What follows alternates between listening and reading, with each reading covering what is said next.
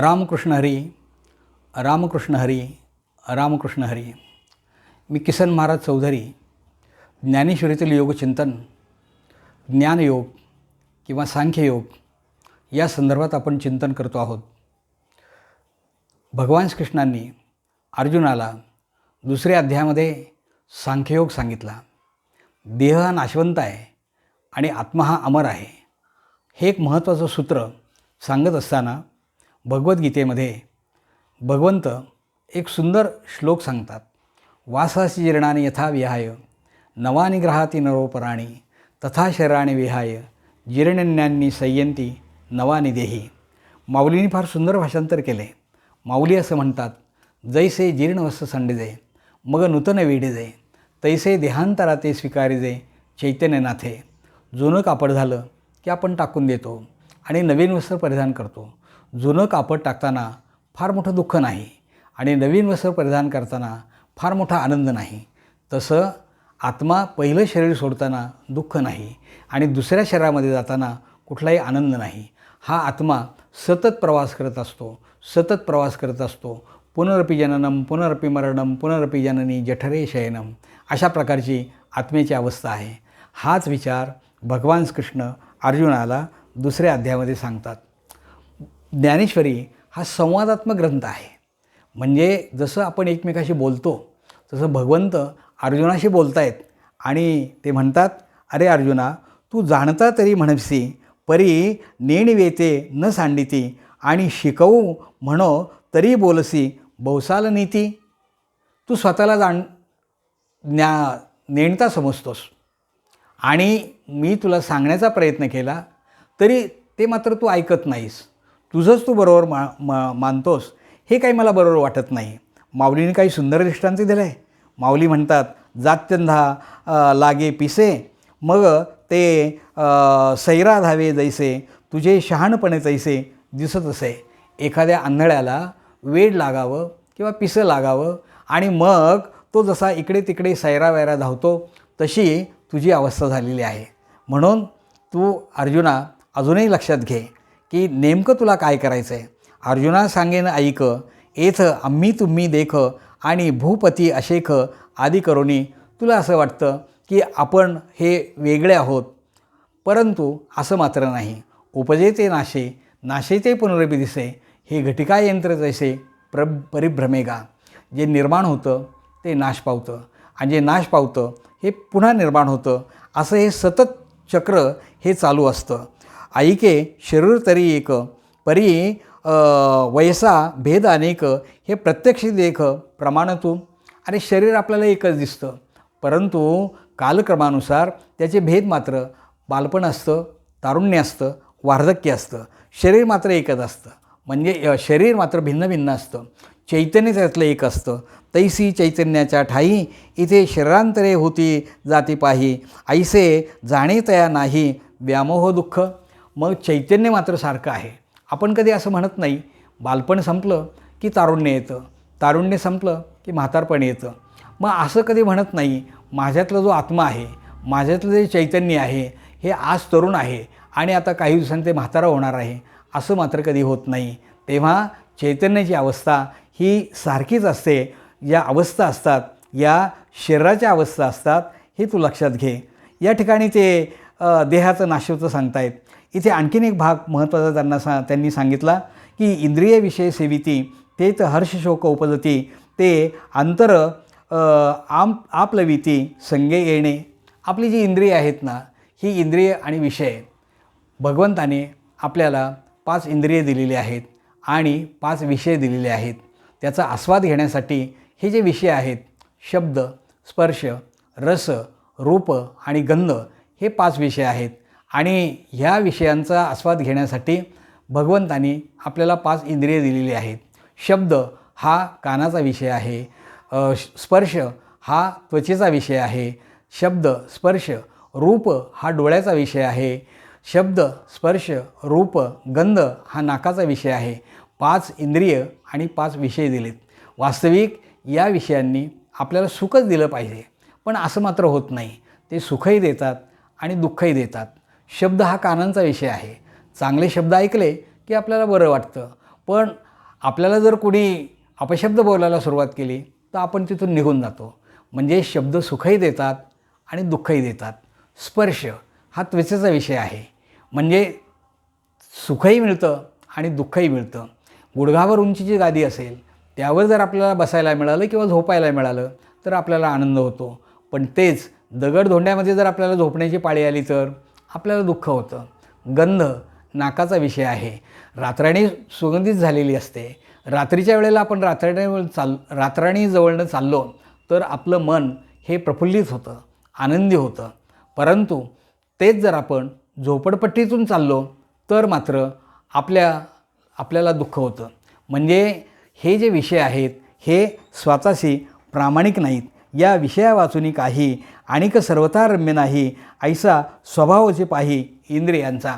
पण हे विषय आणि इंद्रिय हे एकमेकाशी एवढे एकरूप झालेले असतात की या इंद्रियांना विषयाशिवाय दुसरं काही सुचत नाही.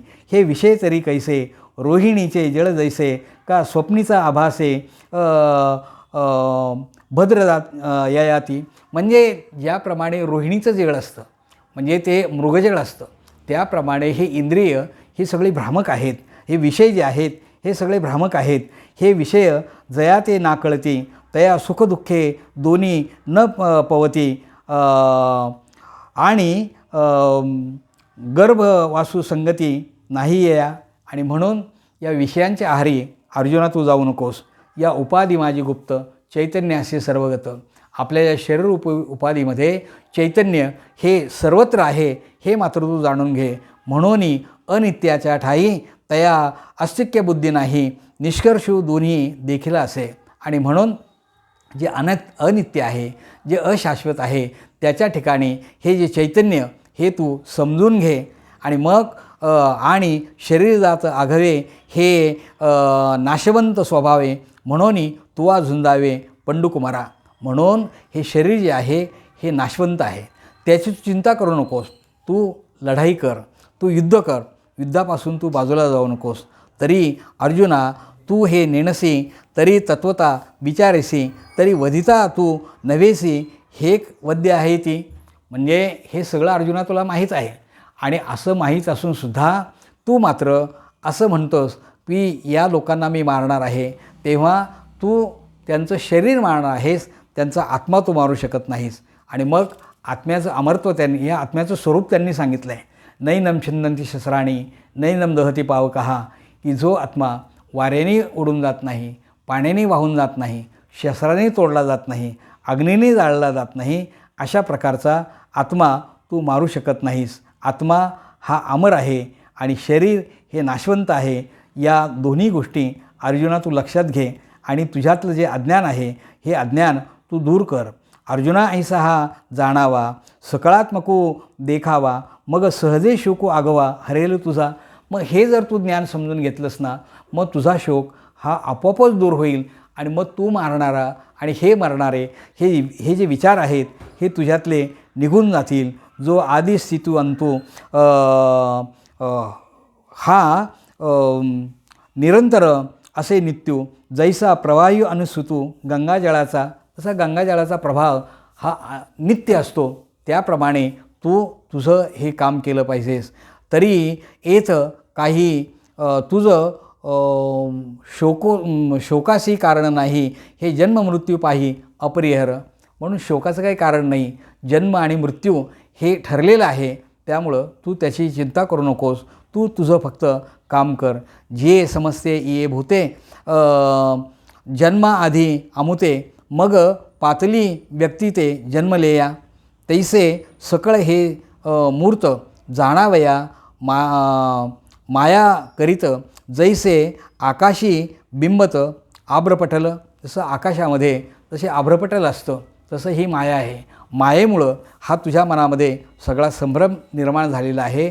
तेव्हा ही माया तू दूर कर, हा संभ्रम तू दूर कर आणि मग तुला योग्य काय आणि अयोग्य काय हे आपोआप समजेल आणि युद्ध करायचे किंवा नाही हे तुझ्या लक्षात येईल. पण जर तू युद्ध मात्र केलं नाहीस तर अस्ती कीर्ती जाईल, जाणचे अभिशापो होईल आणि गिवसित पावतील महादोष. आणि म्हणून अर्जुना असलेली कीर्ती तुझी जाईल. म्हणून लढाई तू क्षत्रिय आहेस, क्षत्रियाने क्षत्रियाचं कर्म करणं हे क्षत्रियाचं कर्तव्य आहेस. हतो वा प्राप्तीचे स्वर्गम जित्वा वा भोक्षचे महिम. अर्जुना, लढाई करता करता जर तू जिंकलास ना तर तुला हस्तिनापुराचं राज्य मिळेल. लढाई करता करता मेलास ना तर तुला स्वर्ग मिळेल. म्हणून लढाई करताना जिंक तरी किंवा लढाई करताना मर तरी, पण तुला लढाई मात्र केलीच पाहिजे. म्हणून पार्था, हे तू सांडोनी सर्वथा तुझं क्षात्रवृत्ती झुंजता पाप नाही. म्हणून एक गोष्ट लक्षात ठेव की क्षात्रवृत्तीने जेव्हा तू लढाई करशील ना त्यावेळेला तुला पाप हा प्रकार किंवा पाप पुण्य ह्या ज्या कल्पना तुझ्या आहेत ह्या आपोआपच दूर होतील. सुखी संतोषा न यावे, दुःखी विषादा न पवावे आणि लाभालाभ न धरावे मना माझे. तेव्हा माणसाची वृत्ती अशी असावी की सुखाने संतोष होता कामा नये किंवा दुःखाने विषाद निर्माण होता कामा नये. अगदी समतोल अवस्था आपली असणं हे अत्यंत गरजेचं आहे. आणि ही जी सांख्यस्थिती आहे ही किंवा हा जो बुद्धियोग आहे हा तुझ्यामध्ये येणं फार गरजेचं आहे. हे सगळं ऐकल्यानंतर अर्जुन मात्र सांगतो आहे की भगवंता, तू सांगतो आहेस की तुझी बुद्धी तू एका ठिकाणी एकाग्र कर, पण ही बुद्धी नेमकी एकाग्र कशी करायची? तू सांगतो आहेस की स्थितप्रज्ञ हो.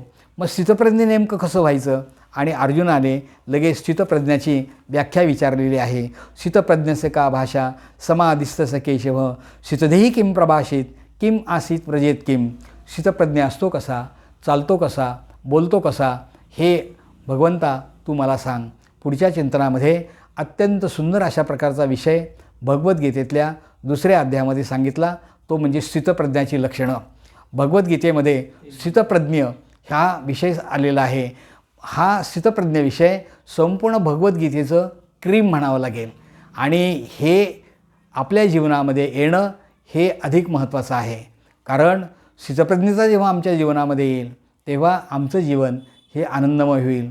माऊलींनी तर प्रतिज्ञाच केली आहे, वाघ विलास विस्तारू गीतार्थेशी विश्वभरू आनंदाचे यावरू मांडू जगा. या जगामध्ये त्यांना आनंदाचं कुंपण घालायचं आहे. मग माणसं आनंदी केव्हा होतील? तर जेव्हा ती स्थितप्रज्ञ होतील. तेव्हा स्थितप्रज्ञाची अत्यंत सुंदर लक्षणं ही भगवंतांनी भगवद्गीतेमध्ये सांगितलीत. श्लोक क्रमांक 54 तर श्लोक क्रमांक 73 म्हणजे 18 श्लोक हे भगवद्गीतेवरचे सांगितलेत. पुढच्या चिंतनामध्ये आपण स्थितप्रज्ञावरची काही चिंतनं ऐकणार आहोत. मोठा सुंदर विषय आहे. आपण जरूर ते सर्वांनी ऐकावं अशी पुन्हा एकदा आग्रहाची विनंती करतो. आपल्याला ते नक्कीच आवडलं असेल तर सबस्क्राईब करायला मात्र विसरू नका. आणि इतरांनाही सांगा की ज्ञानेश्वरी हा विषय लोकांच्यापर्यंत जावा, सोप्या भाषेमध्ये ज्ञानेश्वरी लोकांना समजावी. हा खरं तर या संपूर्ण निरूपणाचा उद्देश आहे. अलीकडे या भोगवादी जीवनामध्ये तरुण वर्ग हा अध्यात्माकडे वळत नाही. जेव्हा त्यांना सोप्या भाषेत जर आपण त्यांना सांगितलं तर कदाचित ज्ञानेश्वरीकडे ते वळतील.